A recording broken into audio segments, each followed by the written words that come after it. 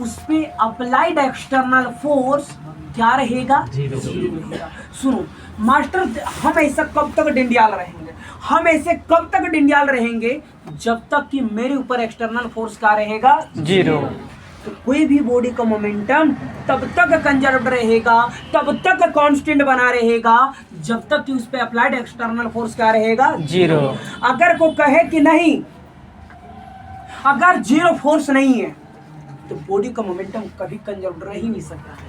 क्यों नहीं कर रह सकता है? क्योंकि आप फोर्स बढ़ाइएगा तो उसका वेलोसिटी चेंज कर जाएगा, और इस तरह के सिचुएशन में वो बॉडी कभी भी कांस्टेंट नहीं रह सकता है। इसलिए उस बॉडी का मोमेंटम तबे कांस्टेंट होगा जब अप्लाइड एक्सटर्नल फोर्स क्या रहेगा? जीरो रहेगा, है ना? लिख लें,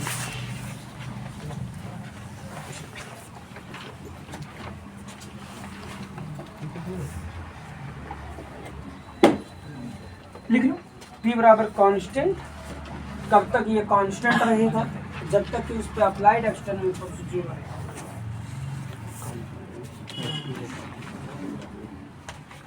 किसी भी बॉडी का मोमेंटम तब तक कांस्टेंट रहेगा जब तक कि उस पर अप्लाइड एक्सटर्नल फोर्स जीरो रहेगा।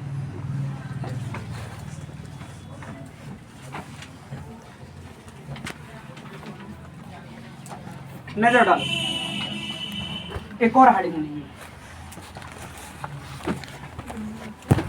तुम नहीं है, हम ऑब्जेक्टिव में ये डाल देंगे कि कोई भी बॉडी का मोमेंटम कंजर्व्ड है कब? जब अप्लाइड एक्सटर्नल फोर्स जीरो। एक हेडिंग नहीं है। अच्छा हेडिंग से पहले रुको, थोड़ा रुको तुम। देखिए हम लोग का जो सिलेबस में डाला गया है ना, वो वेट, लेकिन वेट का है पढ़िएगा, खाली वेट का है पढ़िएगा। वेट का हिंदी भार होता है। वेट का हिंदी क्या होता है? देखिए याद रखिए, जो हम आपको वेट लिखाएंगे वो बड़ा नॉर्मल लिखाएंगे। हम आपको जो वेट लिखाएंगे वो बहुत नॉर्मल लिखाएंगे अकॉर्डिंग टू सिलेबस, लेकिन अभी जो हम आपको बताएंगे वो पूरे खुल के हम आपको बताएंगे। देखिए एक मास होता है और एक वेट होता है। एक मास होता है और एक क्या होता है? मास का हिंदी द्रव्यमान होता है और वेट का हिंदी